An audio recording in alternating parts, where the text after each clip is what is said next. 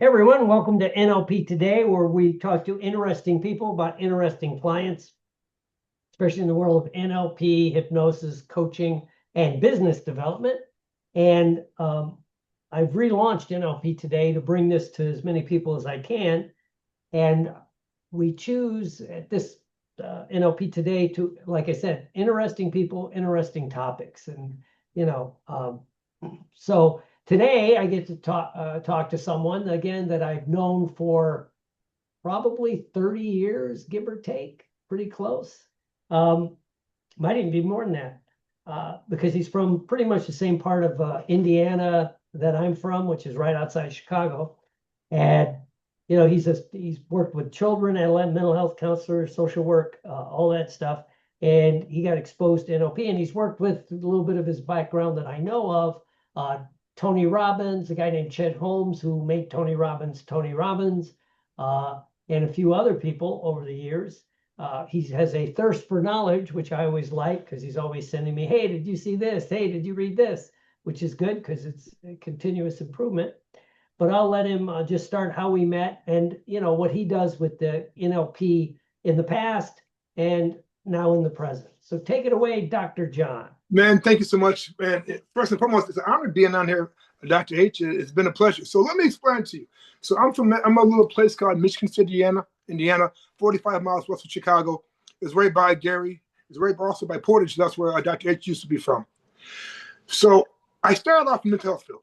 And the reason why I started off in the mental health field is because at first I was going to school, when I went to school at Ball State, I was going to school for business development. I wanted to be a real estate guy and everything else.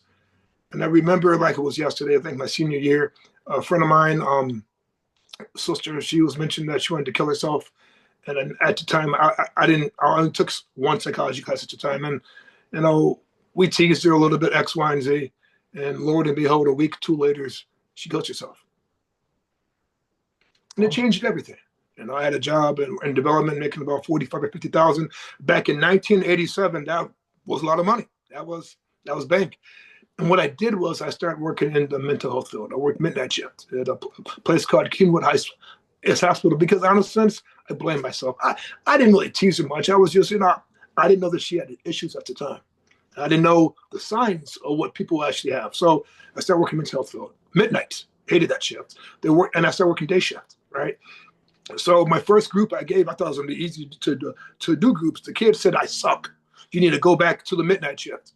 And, now, anybody who knows me, I'm pretty much competitive. I'm like, you said I what? Okay, cool. So I start reading books. I'm a reader. Start reading books on NLP because someone told me about NLP stuff. Start going to guys like Tony Robbins seminars and stuff. And he had this one competitive edge about sales, and that was fine. And then I went to UPW, and oh my God, that was just a mind blogging. I was like, wow. But then I was still wanted more knowledge because, Tony at the time said, do this, do this, do that. He didn't actually explain things. So then they said that they got this one guy named Dr. Horton. And I said, okay. I said, and then who is this guy? Man, this guy is amazing. He's NLP. He trained with Bindler and Grandler and Dowds. And I'm like, man, I have to look these guys up. I'm like, okay. I'm good. So when I saw him, I said, is he a doctor? I said, he looked like a GQ model. I said, I said, there's no way he's a doctor. He says, John, this guy's great.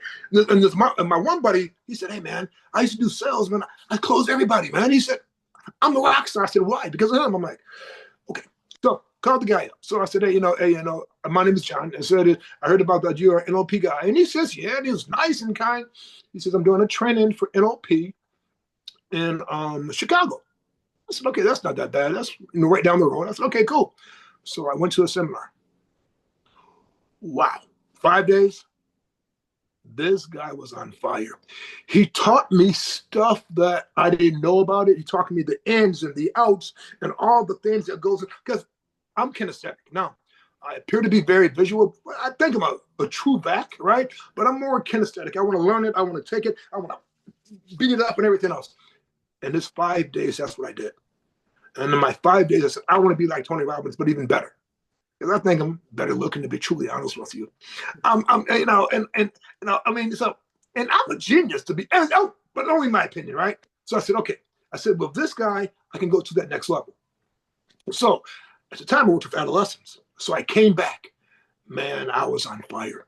I mean, we're talking about, so my clientele that I work with was like, so I worked back in Michigan City, Indiana, right? I worked at Horton Charter Hospital, and and I worked at this place called River Edge. And what we did, we had the first residential unit at Kingwood. So the whole hospital was residential. We had kids from like the court system, the juvenile system, a DCFS. We had them in the worst projects from like Cabrini Green, Robert Taylor Homes. And when these kids came in, I swear, I'm not lying, I felt like they're on a completely different planet. Because we had kids who was there for murder. We had a little girl that was a voodoo priest. We had literally I never saw anything like this in my life.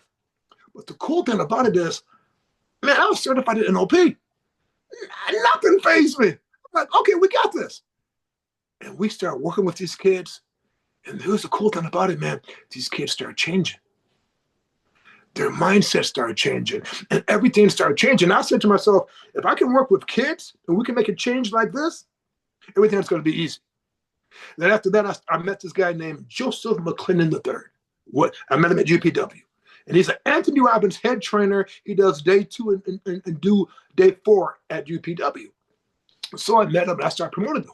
And he wrote a book called Unlimited Power of Black Choice. Phenomenal book. And I was promoting that, promoting the seminar, I was promoting his workshops. And I started liking that stuff because I said, okay, it's just really NLP. Yeah, he might have changed the name or changed X, Y, Z. It's the same thing that you Dr. H teaches us, right? And I got excited. And I said, okay, this stuff is easy. I can do this. And then Dr. Horton told me that he's doing a class in Portage, sports performance, to be certified. I'm like, man, I can work with teams now. I can work with athletes now. And I said to myself, but I am NLP certified. I don't think I need that class. I went anyway. And that class blew me away. Because the knowledge and the syntax that you have to do to work with the athletes, to get them inside the zone and everything else. And I'm like, okay. So I started doing that. And I started putting all this stuff inside my little tool chest, right?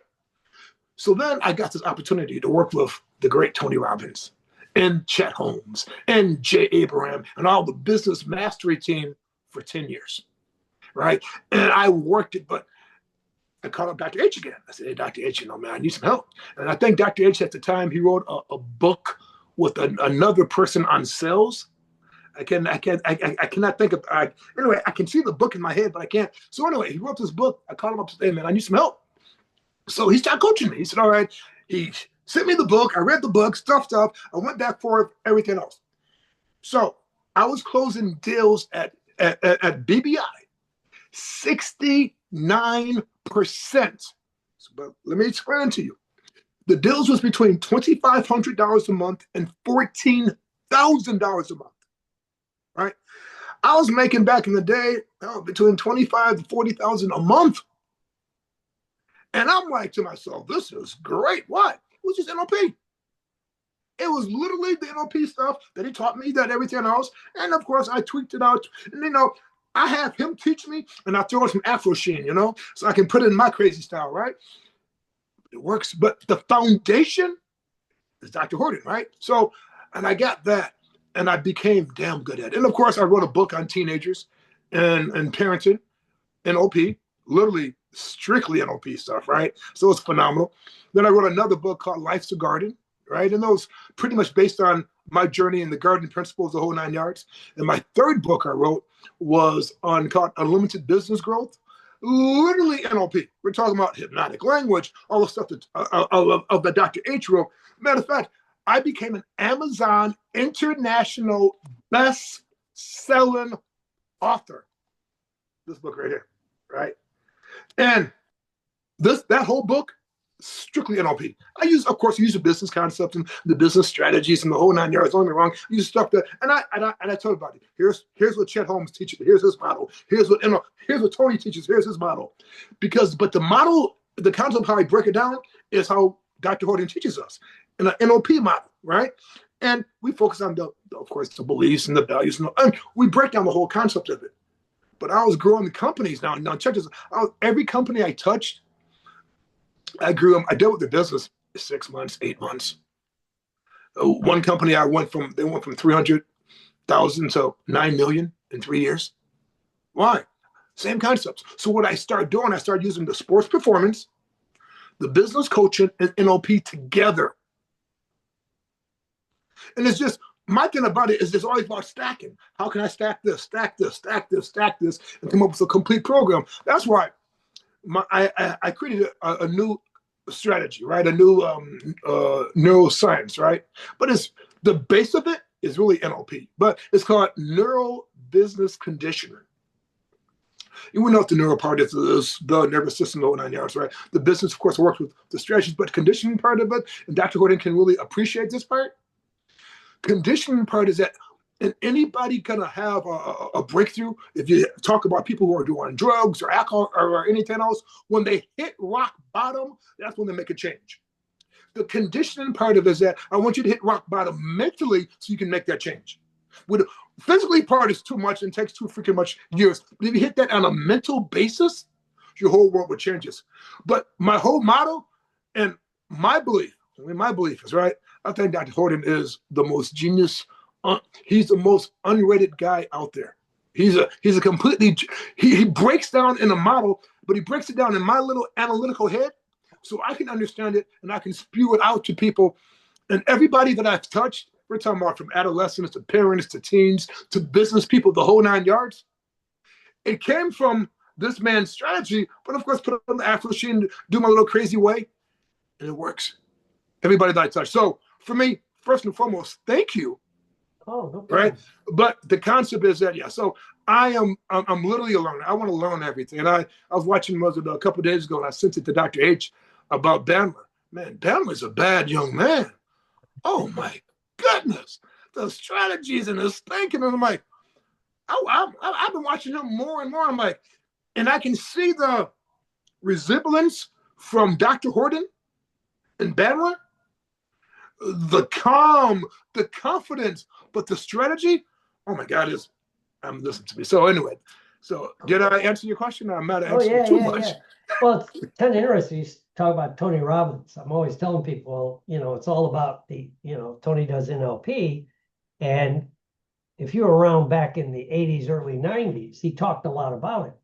Then that was a business, somebody told him, I think it was Chet, well, why you keep talking NLP? Because they had a guy there that ran a Fortune 500 company that wanted to work with Tony and Chet, and he found out, kept hearing NLP, went and looked up Bandler, flew Bandler in at whatever it was, $100,000 to come in and work, so Tony kind of rebranded it. In fact, it's kind of cool, and I'll let you riff on a different topic in a second. I was at a conference just last month, National Guild of Hypnotists, and there was a guy there who took my NLP training, but he'd been to Tony Robbins first. And he's saying, well, you took all this from Tony. I said, au contraire, au contraire. So he got into the Tony system, doing all this slave labor stuff, and which I call volunteering. It's like when we have I agree. Our internships. And I didn't see him for many years. And then I ran into him at a Tony Robbins event. I got to do the Date with Destiny. I was comped in by someone, and I ran into that guy. And so I shipped him a copy of Tony's first book. He'd never read Unlimited Power. I said, knowing what you know about NLP, read this book. It was the old basic NLP program, anchoring, state management, stacking anchors, circle of excellence. The only thing he did is he told stories. He didn't just do this, right? And I think the difference is, and I know you do what I do, which is Tony just does it to the group. And trust me, if I had 3,000 people in a room, that's probably what I would do, right? But he doesn't teach you, this is the steps. And I love Bandler. I've been watching his stuff again. You sent me some stuff. It's like, he'll just do it, but he's better than he used to be. He doesn't break down, here's what you do, step 1, step 2, step 3, and so just riffed a little bit about who are some of your favorite type of clients to work with? Because I still know you do coaching for like, adolescents and stuff like that. So in that world and also in the business world, So what was your question? couple of your favorite kind of clients that you've worked with, the mental health side, and then also on a business side. Okay. So I worked with this guy recently on sports performance, right? And he was a UFC pitcher. So let me tell you a story. So he came to me. So I know his dad. I've been knowing this kid for about maybe 8, 9 years, right? And he went to UFC, got a scholarship, and he was playing baseball. And the first year, freshman, he didn't play. So last year he was playing, but he was not playing as much. So his dad said, could you help him out? I said, yeah, of course, easy. He said, you're serious? So he says, Dad said, I don't believe in this mumbo jumbo stuff. I said, well, great. I said, that's fine. I said, I can work with your kid. I said, I can make him a rock star.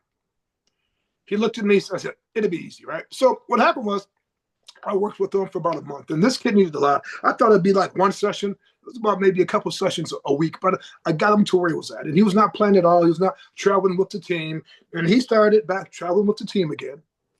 And one day they put him in. Let me tell you how they put him in.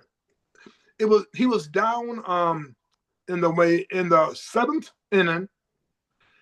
He had 2 strikeouts, and the bases was loaded. And they put this kid in.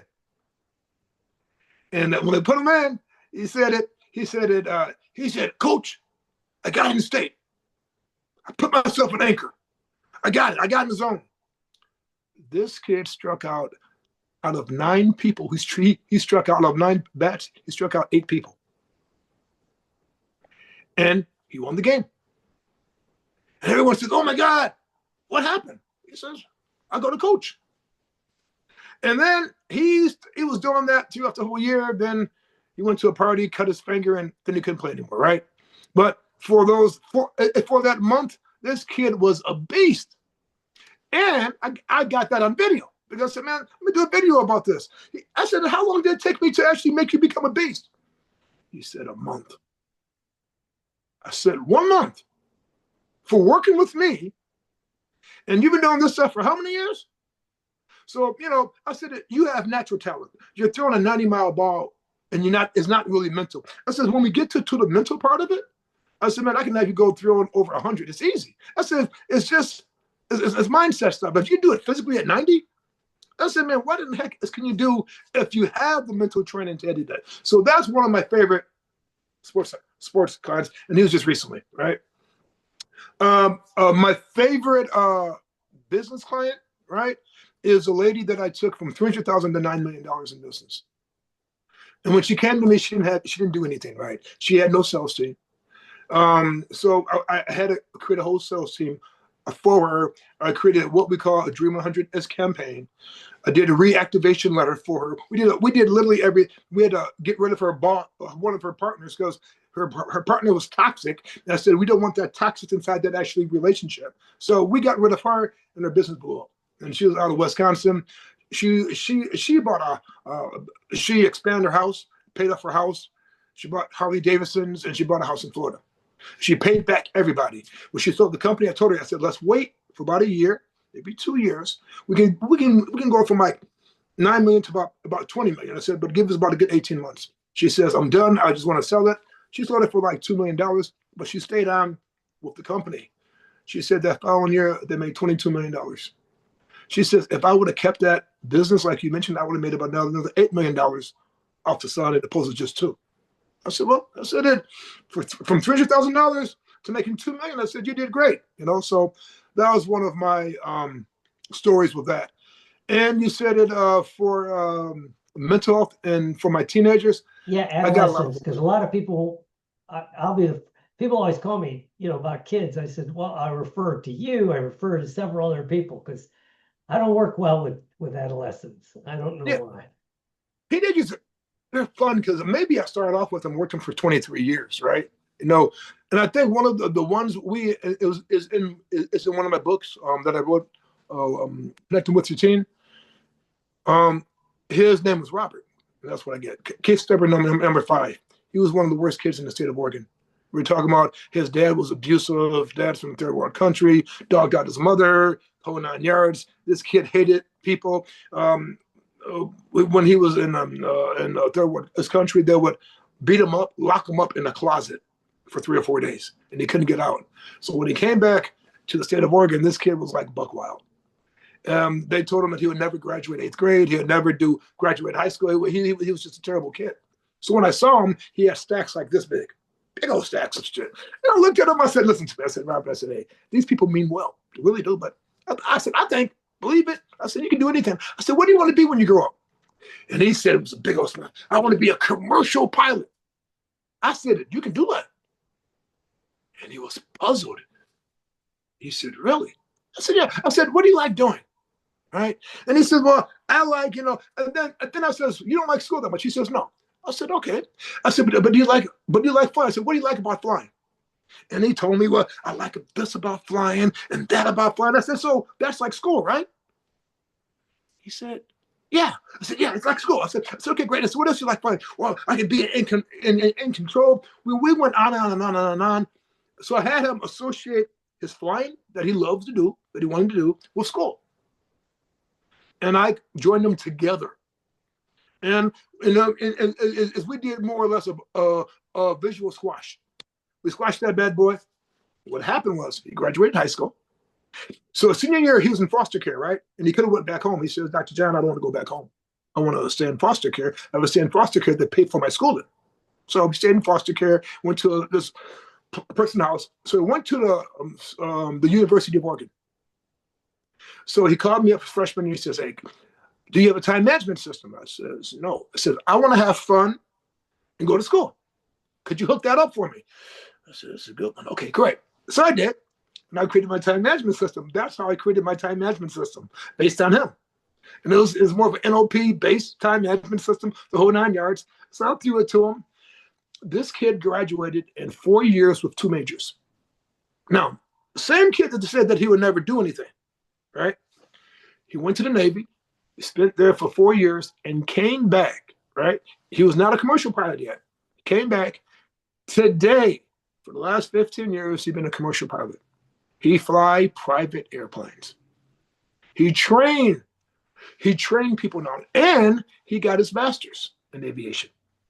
And his master's, he got a 4.0. And he says, "Dr. John," he says, he just talked to me. I just talked to him a couple of days ago. He says, "I don't know why. I just like learning now." I said, "Really?" He says, "When we had that talk one time, I don't know what happened.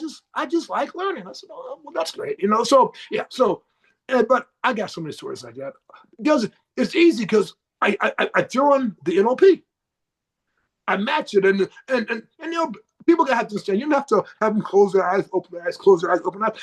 If you know it as well as you teach it, you can talk to them and do a visual squash. You can talk to them in F anchor. You can literally. I talk to him throughout the whole thing, and I can do whatever I choose to, and he just yes, yes, and it's there, right? So so my number one goal was to be as good as you in NLP. I haven't got to that state yet. Don't get me wrong, but I'm literally on your heels. And that's how I see myself. I'm on your heels right now, but I'm not there yet because you're amazing. I mean, and I don't want to just, and my biggest thing about it is edifying you, because I wouldn't be where I'm at in this world and doing the business, what I do. And, you guys can look me up. I'm literally everywhere, right? Without you. So I do thank you from the bottom of my heart for that.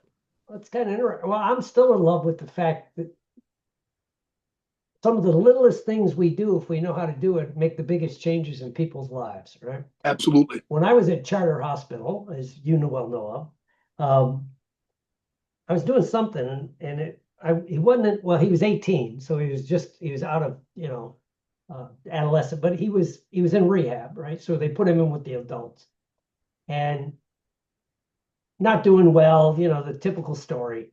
And everybody's trying to motivate him. One day we're talking, and there was a guy there and this was back in the early 90s, right? And there's a guy there who'd probably he served time in prison, Indiana State Prison, and it was probably his third rehab, right? Because he got out and got a job in the steel mill. Back in those days, they didn't fire you; they kept putting you in rehab. And I'm talking to that kid, and about what does he want to do, and he didn't know. He goes, "I do kind of know I need some discipline, And I'm like, okay, and not to pick on that guy. I go, "See that guy over there? That's you in 20 years." after a stint in, Statesville. But you probably won't have the good jobs like that. And says, that's going to be you. And he goes, well, what could I do? And without thinking, I go, I think you'd be a good Marine. Right. And he hadn't had a record. And so we start talking. And while he was in rehab, the recruiter showed up. He went and took his ASVABs, came back, and had signed up for the Marine Corps, which he had to get a waiver because he was in treatment, right? But it was for substance abuse, not mental health. So anyway, Mike, long story, and then I'm going to ask a couple questions, was when this first happened, his mother was mad, man. She came in yelling at me, right? But like you said, about, I don't know, 2 years later, kid was a Lance Corporal, squared away. He did 25 years in the Corps, right? And then she called or wrote me a letter and said, thank you, because he's a man I'm proud of, And I said, well, and trust me, for people that know me, I'm Army, Navy kind of guy. For me to recommend, I think God steps in because I'm like, I don't know, but I'm going to say the Marines. So tell me about, like, how can people get in touch with you, just in general? Very good. So my website, drjohnoda.com. So it's easy. And that's where everything is for social media, Instagram, TikTok, YouTube, Dr. John Oda, so that's it. But I do have a story. Let me tell you a story. So when you mentioned charter, it popped up, right? So when I was at charter, I was listening to like Bandler and I was going through you as well as everybody else, right? So we had this one patient there. And when he came in there, he said he was Jesus. He said, I'm Jesus. I said, all right, man. And we were talking about Bible because, my mom's a PK kid, right? We're back and forth talking about the Bible, and he was talking about he was Jesus, and he was praying for me the whole 9 yards, right? So I told the team, I said, I know how to get them better. And they looked at me, your ideas, they're always crazy. I said, no, we got this. I said, man, I heard about this. I saw this, but we should try it. And he says, what are you thinking about doing? I said, let's crucify him. And they said, excuse me, John? I said, let's crucify him.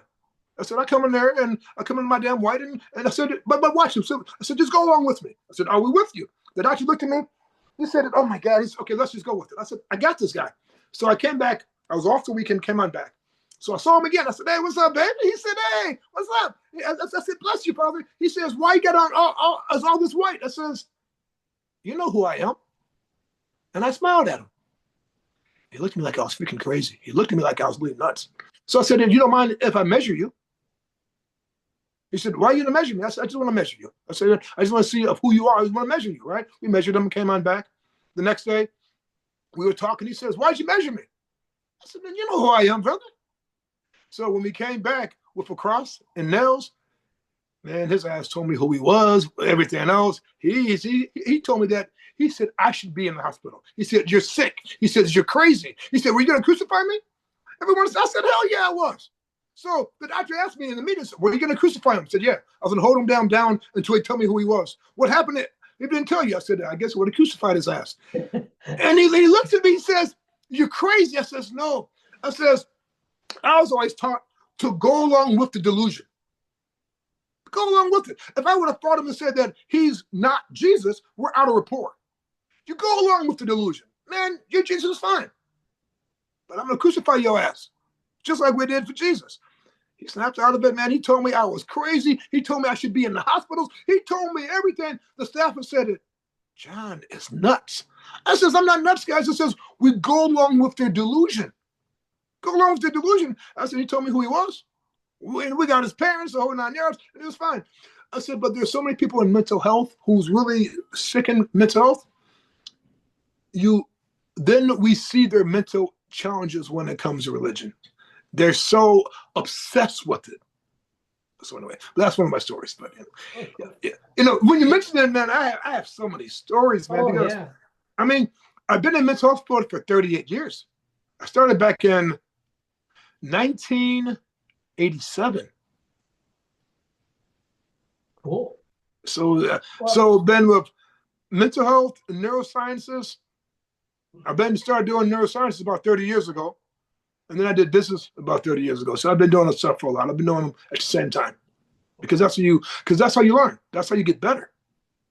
Real quick, because I know we talked about this at another group thing we were at. I said, what always excites me is some of the things we've taught in NLP and hypnosis since when I got involved in the early 80s, like rapport, mirroring and matching, which has to do with your reticular activating system.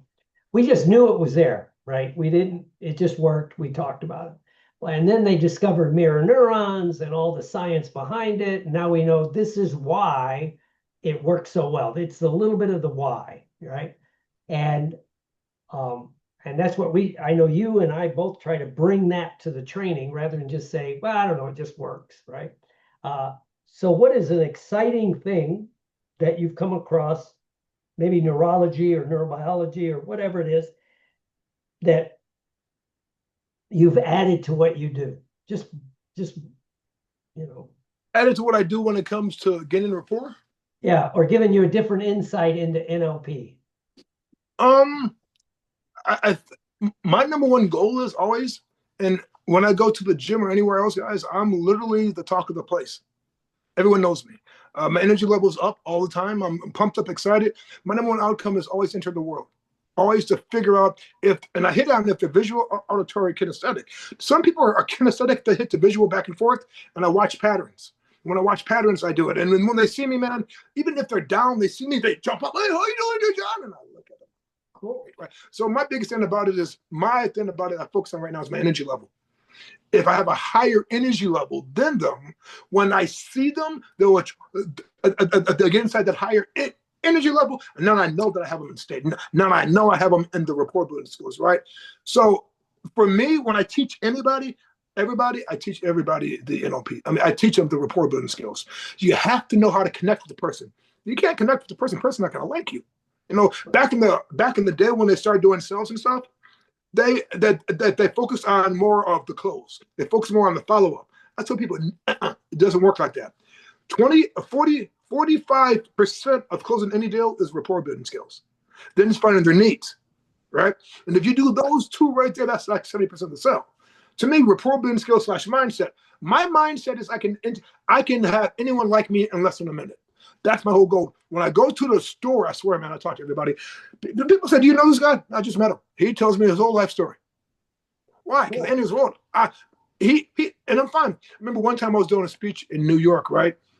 And this one guy said, this hot shot's going to come from California. I said, really?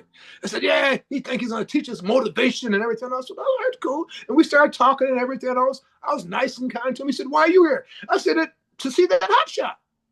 He said, really? I said, yeah, no big deal. So when I got done, I said, hey, man, I got to go, man. But I said, but let's talk later on. He said, man, you're a cool guy. I walked on stage, and you should have saw his mouth. And I was that guy. And he came to me after. He said, you're so nice and calm and just, I said, listen to me, I'm humble with everybody, man. I says, we're all at a different state in our place of that we have. I says, I'm not here better than you. I said, my number one goal is, man, I says, hey, listen to me, one day you're up, the next day I bet you're down. I said, I treat everybody like gold. I don't care if you're homeless. I don't care whatever takes place. I'm going to treat you like gold because this is the way that I want to be treated. So with the rapport building skills and everything else, my number one goal was always, because my number two value, right? My first value is health and vitality. That's why I'm a gym rat. I go to the gym. I'm literally a gym rat. But my second one is love and warmth. I want to treat everybody like family. Let me rephrase it. I'm coming from family of 10. I want to treat everybody better than family. Because sometimes, family's a little bit cray. But I want to treat everybody better than family. But my biggest thing about it, I want them to feel welcome. You don't know if they're going through stuff, if they're thinking about killing themselves. You don't know what's going on. If you be nice to them and kind to them for that 1 minute or that 1 second, it could change the quality of their life and all the lives of that they have a privilege to touch. So my number one goal is to do that. Did I answer your question? Oh, yeah. Real quick, last question.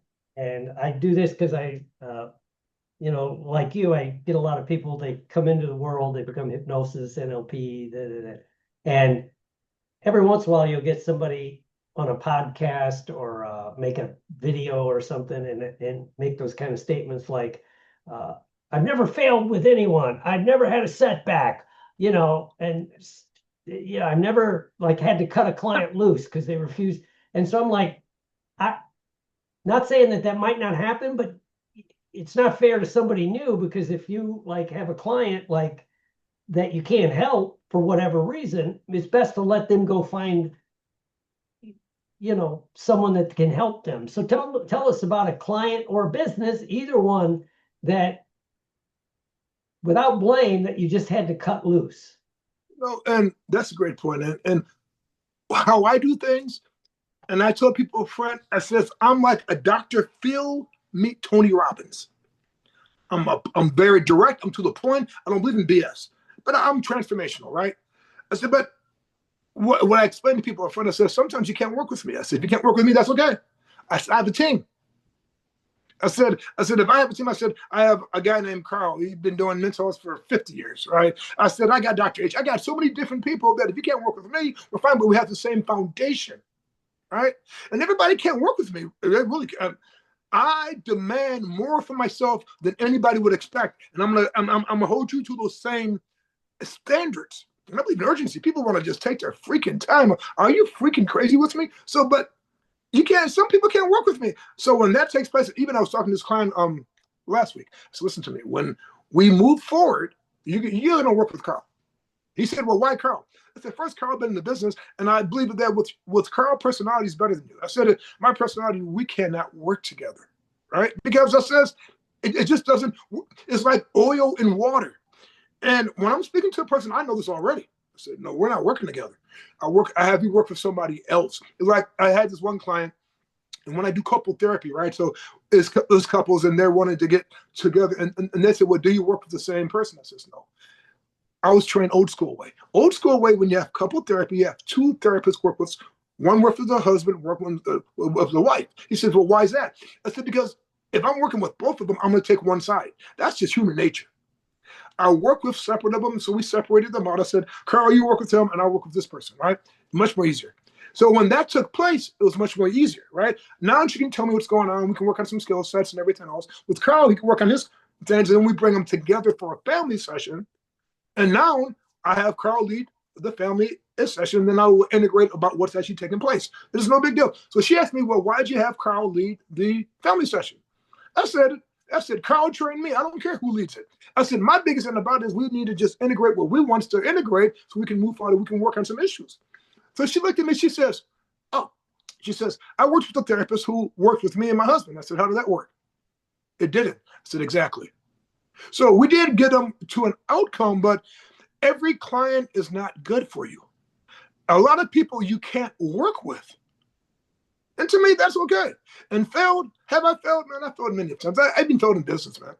I've failed in business, man. And I'm supposed to be the business guru. I've failed in business, man. Sometimes, when you're self-funding your own projects, when the projects and when the thing does not take off, you get affected.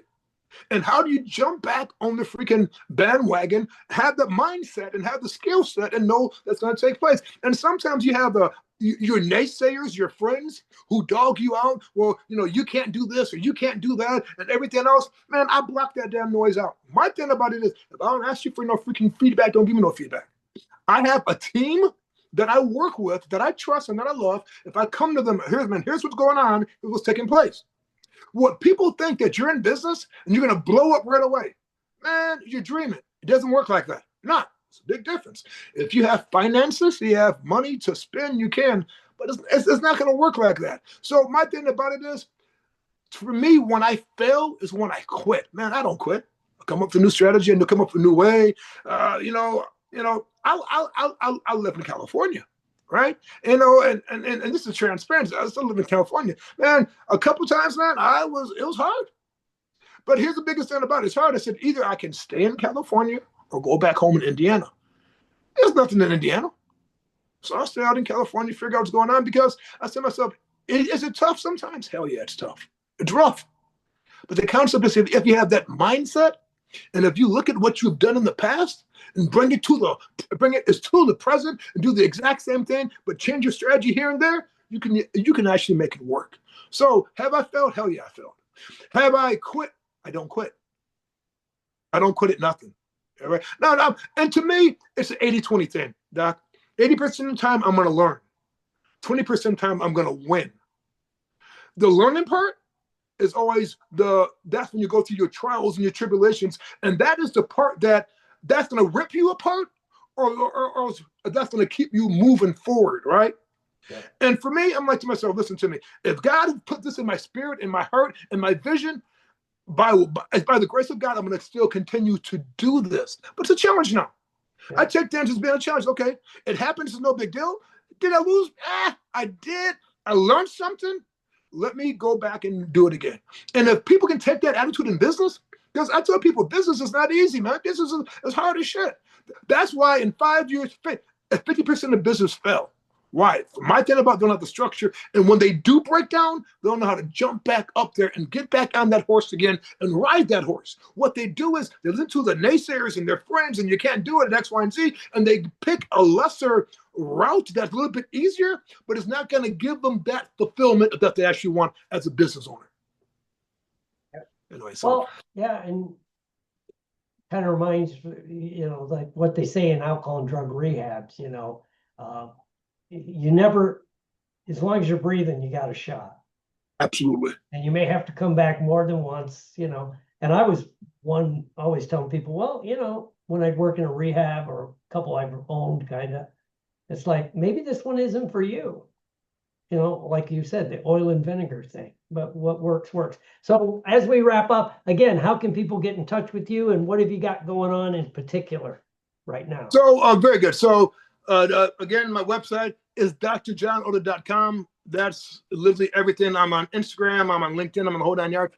What I'm working on right now, guys, I'm happy you mentioned that. So I do what we call as a 6-hour assessment for business owners. And what I do, I hit on every quadrant of that they hit on. It came up in my book, and it's called Unlimited Business Growth. So the B stand for, so what I did was, back in the day when I was working, we had the DSM-4. Right? That's when I was working, right? And the DSM-4, they had the most of the diagnoses of what a person is, right? So I took that same model per se, and I put it in a BSSM model, right, for businesses. So the B stand for business, the foundation of your business. So I'm not the architecture, I'm like the civil engineer. I work on the foundation and the structure of your business. The symptoms of the business, that's what we do in the 6-hour workshop. We focus on the symptoms. Leadership is huge for me. The culture is huge. The team building and mental health. But with mental health, we also focus on the addiction part of it, right? What's going on? And we do an assessment based on all those areas. Then we do an assessment on systemizing your business. We also do a assessment on cost optimization.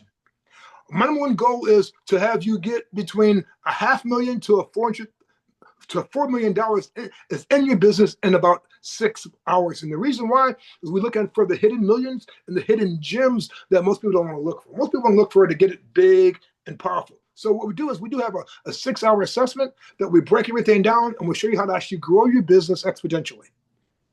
Cool. That's what we're working on right now, and I'm jazzed about that part. I used to do a 4-hour program, and it was more of monetizing and show them how to do the money and everything else. When I wrote this book, Dr. H, I focused on, okay, what's the symptoms? How can we go to the root of it, fix the root of it? Now you can scale your business. But if you don't go with the root of the issues that's taking place, I don't give a damn what your business is, services or products, it's not going to last. It is not going to go to the next level. My theory is kill the monster when it's small. So when it's small, you kill it. But if it's Godzilla and King Kong, then you know what happened there. You can't kill it. I mean, you can dent it. You can go everything else. The same thing with your business. If you look at the business statistics, in 5 years, 50% of the business fell. The reason why I believe they don't use the BSSM model. They just want to scale the business and grow the business, which is fine. But if you have symptoms inside your business, you're not going to grow your business. Cool. All right. That's Dr. John Oda. And his contact info will be probably in the comments. I'm still working this out and trying to grow it. If you like this, click like and share. Make sure you get a hold of Dr. John. Share this podcast wherever you happen to see it, YouTube, Spotify, Apple, or if you're listening on Podbean, which also goes back through Apple, just feel free to do that.